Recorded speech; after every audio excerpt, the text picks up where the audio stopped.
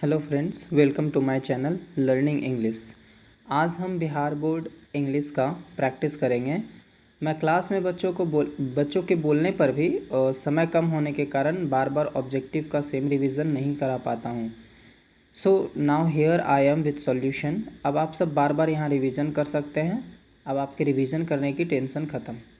अगर आपको 2024 में सच में इंग्लिश में अच्छे नंबर चाहिए तो बस वीडियो में अंत तक बने रहना। अगर आप सच में पढ़ने वाले स्टूडेंट्स हो तो सब्सक्राइब करके बेल आइकन प्रेस कर देना ताकि अगला वीडियो आप तक पहुंच जाए। मैं 1 बाय 1 कोशिश करूंगा कि मैं आपका पूरा सिलेबस यूट्यूब पे फ्री ऑफ कॉस्ट डाल दूं, जिससे आप अच्छे से अच्छे नंबर इंग्लिश में ला पाओ। आज हम लोग पोएट्री सेक्शन देखेंगे और हमारा पहला चैप्टर है, जैसा कि आपको दिख रहा होगा सामने, sweetest love I do not गो। आप बस इस सेशन को 1 से 2 बार देख लीजिए। इसके बाद मैं गारंटी देता हूँ कि इससे बाहर आपका बिहार बोर्ड एक भी क्वेश्चन नहीं पूछ सकता है। क्वेश्चंस इन्हीं में से कोई एक आपको मिलेगा।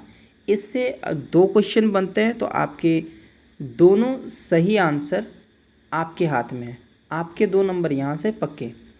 तो अब देख लो, sweetest love I do not go, ये मैंने लिख रखा है, जॉन डॉन के द्वारा लिखा गया है। और जॉन डॉन वाज बॉर्न इन 1572।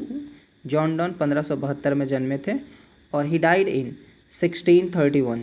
वो 1631 में मरे थे। चलिए हम लोग क्वेश्चन की ओर बढ़ते हैं और मैं आपका कम से कम समय लूँगा और मैं कोशिश करूँगा कि कम से कम समय में आपको मैं इस चैप्टर से जितने भी पॉसिबल ऑब्जेक्टिव बनते हैं जो प्रीवियस ईयर में पूछे गए हैं और 2024 में भी पूछे जा सकते हैं, जल्दी से जल्दी करा दूँ। चलिए पहला क्वेश्चन की ओर बढ़ते हैं।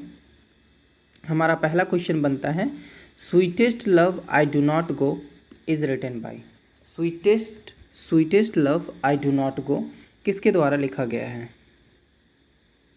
इसका भी तो मैंने आंसर तुरंत बताया था कि sweetest love I do not go is written by John Donne. तो ऑप्शन ए सही है। Now moving to next question. John Donne was born in the year. John Donne किस ईयर में जन्मे थे? इसका भी मैंने आपको सही आंसर बताया है कि इसका सही आंसर है 1572। 1572 he was born in. Now next question. आप कोशिश करना कि आप सारा आंसर कमेंट में दे पाओ और आप देखो कि आप कितना आंसर दे पाते हो। इससे आपका रिवीजन और अच्छा होगा। Question number 3। खालिस्तान was forced to leave Oxford University without a degree because of his religion. बोल रहा है किसे, आपका क्वेश्चन कह रहा है हिंदी में कि किसे ऑक्सफोर्ड यूनिवर्सिटी से बिना डिग्री के उसके धर्म के कारण निकाल दिया गया था। Option A Walt Whitman, option B W.H. Auden, option C John Donne या ऑप्शन डी नन। किन को इनमें से निकाला गया था? इसका सही आंसर है option number C, John Donne को निकाला गया था उसके धर्म के कारण। Now next question, question number 4। John Donne is खालिस्तान अ पोएट। पूछ रहा है जॉन डॉन कैसा पोएट है? British poet, option A, option B German poet, option C American poet, option D Indian poet. इसका सही आंसर है option number A, British poet. John Donne is a British poet. Now next question, question number 5। John Donne was the pioneer of new kind of lyrical and satirical verse called।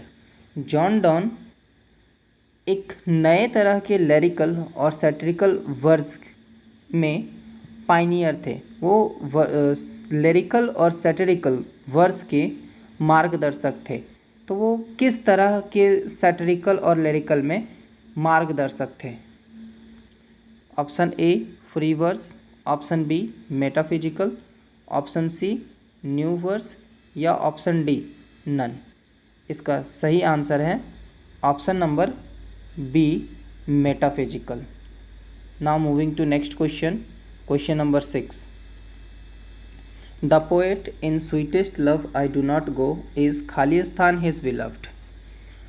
बोल रहा है कवि sweetest love I do not go में अपनी पत्नी से थक चुके थे, option A. Option B sad for, दुखी थे, उदास थे। ऑप्शन सी एंग्री विथ, या उनसे गुस्सा थे। Option D happy for. I hope इसका भी आपको सही आंसर पता होगा। Option number B sad for, John Donne अपनी पत्नी से दुखी थे। Question number 7, sweetest love I do not go is खाली स्थान। Option A a deductive poem. Option B an allegorical poem.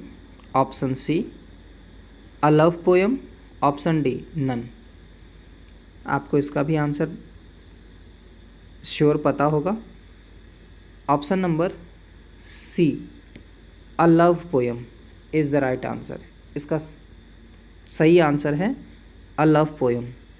Question number 8, the poet John Donne is better than the. Hindi में आपका question कह रहा है कि कवि जॉन डॉन किससे अच्छे थे, किससे बेटर थे। Option A sun, option B moon, option C earth, option D Venus.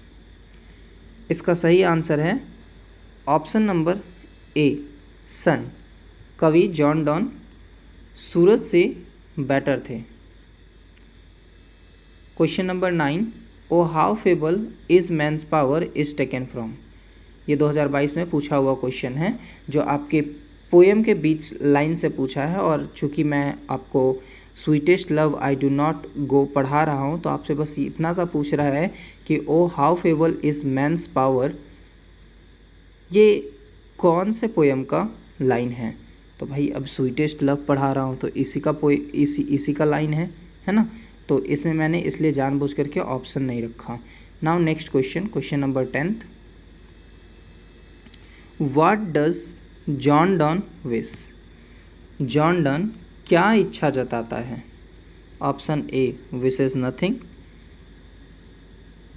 कुछ इच्छा नहीं जताता है।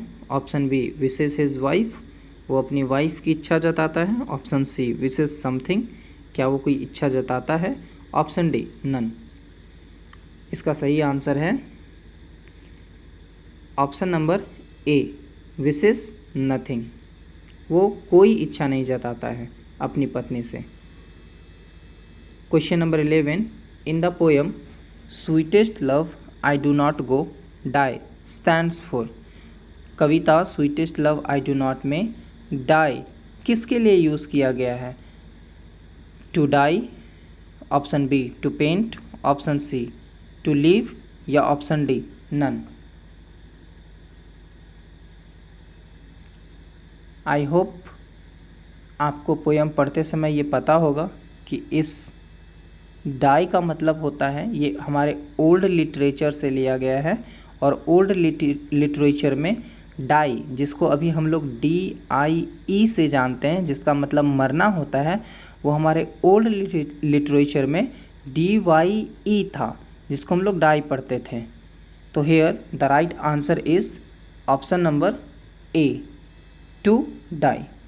Now next question, question number 12, खाली स्थान has been described as a metaphysical poet. ये 2019 में भी पूछा गया था और 2021 में भी पूछा गया था क्वेश्चन। तो इस बार भी ज़्यादा संभावना बनता है कि पूछा जा सकता है। तो अच्छा होगा कि आप इस बात को याद कर लें कि जॉन डॉन एक मेटाफिजिकल पोएट थे। जॉन डॉन एक मेटाफिजिकल थे, वो जब भी चीज़ों को लिखते थे तो मेटाफिजिकल टाइप से ही लिखते थे। तो here the right answer is option number B John Donne. Now next question, question number 13, John Donne is going to खाली स्थान लिविंग हिज वाइफ बिहाइंड। यहाँ थोड़ा सा प्रिंटिंग मिस्टेक हो गया है, मतलब टाइपिंग मिस्टेक हो गया है। हेयर जॉन डॉन का स्पेलिंग, डॉन का स्पेलिंग DONNE होता है। इसमें क्वेश्चन बोल रहा है John Donne is going to खालिस्तान leaving his wife behind. John Donne अपनी पत्नी को छोड़ करके कहाँ जा रहे थे? Option A Germany, option B France, option C England या ऑप्शन डी इटली। आपको अच्छे से पता होगा, इसका सही आंसर है option number A Germany. John Donne अपनी पत्नी को छोड़ करके जर्मनी की यात्रा पर जाना चाहते थे। नाउ क्वेश्चन नंबर 14, खालिस्तान wants to gladly accept death. कौन खुशीपूर्वक मृत्यु को स्वीकार करना चाहता था? T S. Eliot, option B Walt Whitman, option C John Donne या option D John Keats. Here the right answer is option C John Donne. John Donne मृत्यु को ग्लैडली एक्सेप्ट करना चाहता था। Question number 15, sweetest love I do not go has been addressed to. Question आपसे पूछ रहा है स्वीटेस्ट लव कवि ने किसे एड्रेस किया है, किसके लिए लिखा था? ऑप्शन ए डॉन्स सिस्टर्स, क्या वो पोएट की बहन थी? डॉन्स मदर, क्या वो पोएट की माँ थी? डॉन्स फ्रेंड, क्या वो पोएट का दोस्त था? डॉन्स वाइफ, क्या वो पोएट की पत्नी थी? तो भाई पूरा रामायण इस बात को बताता है कि स्वीटेस्ट लव जॉन डॉन ने अपनी पत्नी के लिए लिखा था। तो here the right answer is option number D Donne's wife. Now next question, question number 16, the occasion of the poem sweetest love I do not go is Donne's खालिस्तान। बोल रहा है कि इस पोएम के अवसर पर sweetest love I do not go Donne's का क्या था? ऑप्शन ए कॉन्टिनेंटल ट्रिप था, ऑप्शन बी स्पेस टूर था, ऑप्शन सी वॉयज था, ऑप्शन डी नन। इसका राइट आंसर है option number A continental trip था। वो कॉन्टिनेंटल ट्रिप पर जा रहे थे। Question number 17, John Donne thinks that is certain. John Donne किसे निश्चित मानता है? Option A death, option B works, option C life या ऑप्शन डी नन। तो जॉन डॉन मृत्यु को निश्चित मानता है। वो एक्सेप्ट कर चुका था इस बात को कि हर इंसान को एक ना एक दिन के बाद मरना है, और वो ये भी जानता था कि एक ना एक दिन के बाद मैं भी मर जाऊंगा। तो वो अपने बचे हुए जीवन को खुशीपूर्वक भ्रमण करके बिताना चाहता था, और अंततः वो मृत्यु को खुशीपूर्वक ग्लैडली एक्सेप्ट करना चाहता था। तो ये जॉन डॉन को पता था कि डेथ निश्चित है। तो option A is the right answer. Now question number 18, John Donne had seen the sun setting खालिस्तान नाइट। क्वेश्चन आपसे पूछ रहा है कि जॉन डॉन ने सूरज को रात के साया के समय में कब डूबते हुए देखा था? टुमारो आने वाला कल में, यस्टर या पिछले कल में, पिछले शाम में, ऑप्शन सी टुडे क्या आज देखा था, option D coming. Here the right answer is option number B yester. वो यस्टर में देखे थे। ये हमारा ओल्ड लिटरेचर का यस्टर ओल्ड लिटरेचर का लैंग्वेज है। ओल्ड लिटरेचर में यस्टरडे कंप्लीट नहीं बोला जाता था, सिर्फ यस्टरडे बोला जाता था। कहीं कहीं आपको यस्टरडे का भी चर्चा मिलेगा ओल्ड लिटरेचर में। Now question number 19, John Donne feels that a Khalistan is very hopeless. John Donne क्या महसूस करता है कि कौन होपलेस हो चुका है अभी के समय में? Means option number A man, option number B animal, option number C birds या ऑप्शन डी गॉड। इसका सही आंसर है man. John Donne feels that a man is very hopeless. Now question number 20, his beloved says that she has a great love for। Question number 20 कह रहा है कि his beloved says that she has a great love for। उसकी पत्नी कहती है कि उसके पास बहुत सारा प्यार था। किसके लिए? Option A John Keats, option B John Donne, option C D H. Lawrence, option D Kamala Das. इसका सही आंसर है option number B John Donne. His beloved says that she has a great love for John Donne. Now moving to next question. Man's power is खाली स्थान, इंसान की शक्ति। Option a strong मजबूत है, ऑप्शन बी वीक कमज़ोर है, option C known परिचित है, या ऑप्शन डी नन इनमें से कोई नहीं। तो here the right answer is, ये पोएम के बीचों बीच लाइन से लिया गया है कि man's power is, option number B weak, इंसान की शक्ति कमज़ोर हो गई है, कमज़ोर है, ऐसा जॉन डॉन को लगता है। Now question number 22, what is fable? आपसे पूछ रहा है फेबल क्या है। फेबल का मतलब होता है कमज़ोर, तो आपसे पूछ रहा है कमज़ोर क्या है।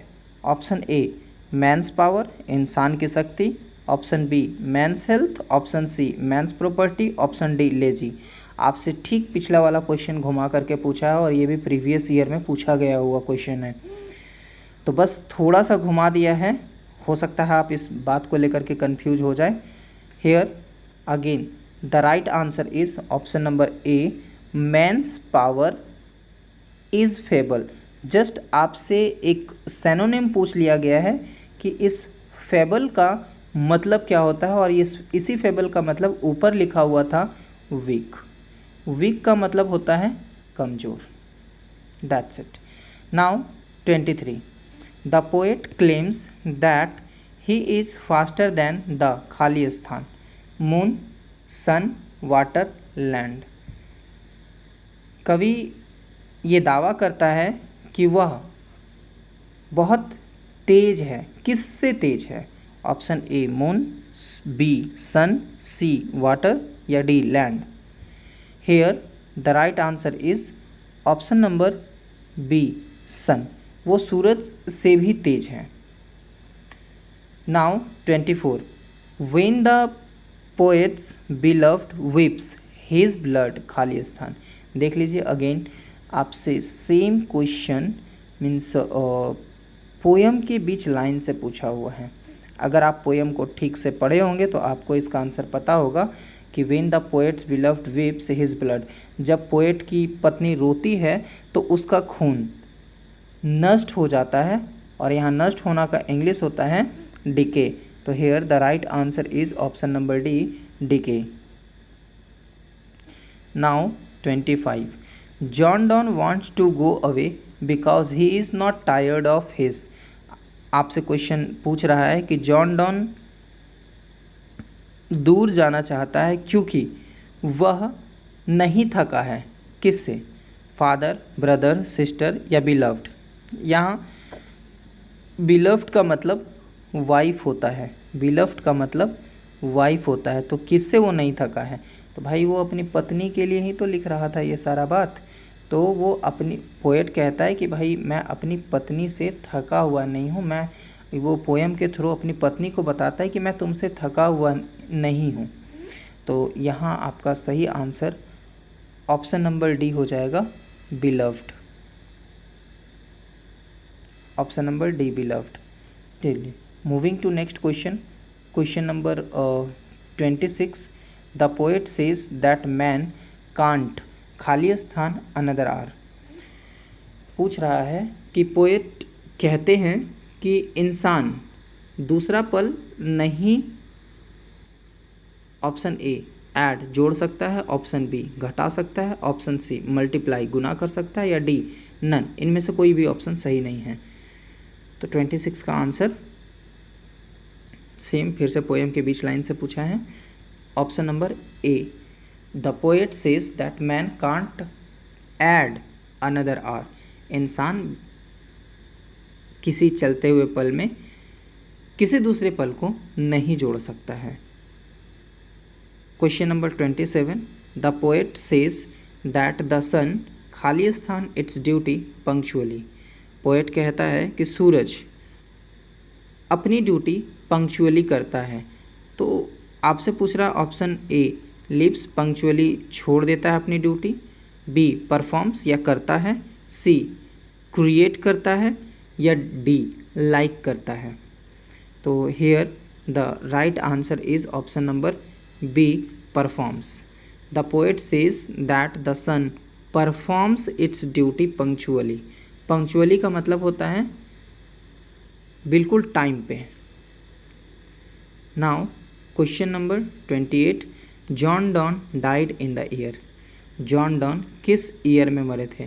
पोएम को स्टार्ट करते समय ही पोएम के जस्ट नीचे मैंने ये बात पोएट के जस्ट नीचे मैंने मेंशन करा था कि John Donne was born in 1572। वो 1572 में जन्मे थे और वो 1631 में मरे थे। तो here the right answer is option number B. Now आपके लिए बस इतना ही सारा क्वेश्चन था जो इम्पॉर्टेंट बनता है। आई होप अगर आप यहाँ तक बने हैं तो आप पढ़ने वाले स्टूडेंट हैं। और थैंक्स फॉर वॉचिंग।